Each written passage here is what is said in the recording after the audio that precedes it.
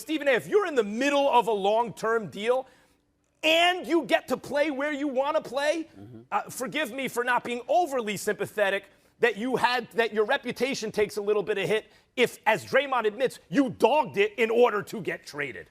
Well, first of all, listen, I think you missed the boat here, and I'm pretty surprised that you missed the boat because you usually don't miss the boat on issues such as this nature.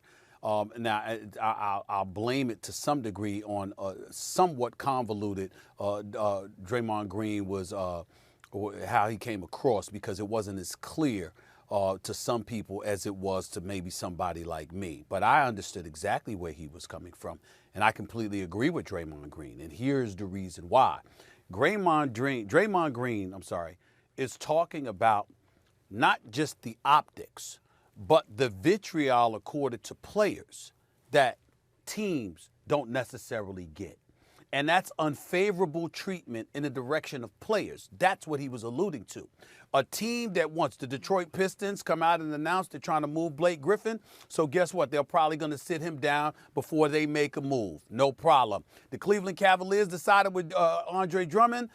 No problem. But James Harden wants out, and he's vilified. Other players might want out, and they're vilified. It's only when it's in concert with the team they represent that everybody's okay with it. But if a team sits up there and says, we don't want you, we don't give a damn about you, they don't get crucified, they don't get vilified, they don't get held accountable in a court of public opinion. And so even though we somewhat understand that, because a team is entirely different than an individual, and the shrapnel of criticism that they're capable of absorbing is significantly more, per se, than an individual player, what Draymond Green as an individual player is pointing out, particularly in this day and time, black men who to some degree are empowered, whether directly or indirectly, and as a result, society as a whole resenting that the second they flex and exercise whatever level of power that they may have to get what they want, society turns against them. They call them malcontents, they call them problem children, they call them prima donnas, they excoriate them, etc., etc. And what Draymond is saying is, where's that same vitriol? Where's that same intensity when it comes to a team electing, in Andre Drummond's case, just to highlight and illuminate this discussion? You decide you don't want him. He's scheduled to play in the game. He leaves the bench, goes in the locker room, comes back outside in street clothes because you said, guess what? We want to focus on Jared Allen. That's going to compromise your minutes. As a result, you're probably not going to be here. So guess what? Not only do you not play, but you have to sit on the bench in street clothes until we say otherwise. That's kind of humiliating. Yeah. I mean, just let him go home. Let him relax. Let him chill out, like Detroit evidently is doing with Blake Griffin until you make a move. For him to sit on a bench in street clothes when he's perfectly healthy, averaging what he's averaging, 15 points, 13 rebounds a game, etc. He's not a scrub. This is not a dude that's not healthy. This is not a dude that's not ready to play. Why didn't you play him? And if you're not going to play him, let him go home. But to have him come on the bench, sit there in street clothes, and all under the guise of professionalism because we're in this together and we're going to move you, etc., etc., it still makes you look bad. It subjects you to a level of embarrassment, as Draymond Green pointed out, that's completely unnecessary. And if a player decides, guess what, I don't want to play. Think about it. Put it to you this way, Max.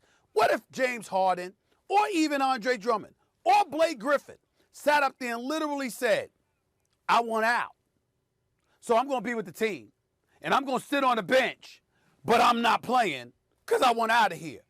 Everybody would have lost their damn mind. Who the hell does that player think he is? But the team can do it, and it's not a problem. That's what Draymond Green was trying to explain. And that's not really about the teams. It's not really about the players. It's really about us as the fourth estate, as members of the media, as individuals who disseminate a commentary and punditry about a particular player, whatever. He's like, where's the consistency?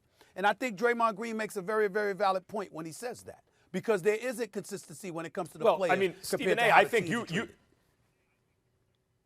you opened up a whole can of worms, like a whole slew of issues to discuss. What I do. But I would say, first of all, let's start with the fourth estate to begin with. You know, we are the fourth estate. When you talk about the most influential sports talk shows, you know, first, here we are on First Take. you're defending Draymond's point of view. Absolutely. When James Harden wanted to be traded, I got on TV and told the Rockets, you're going to have to trade him. Don't drag this out. Let's not be foolish. James Harden's going to get what he wants. You know, I wouldn't say that the fourth estate has fallen down and simply excoriated the players and not held the teams accountable.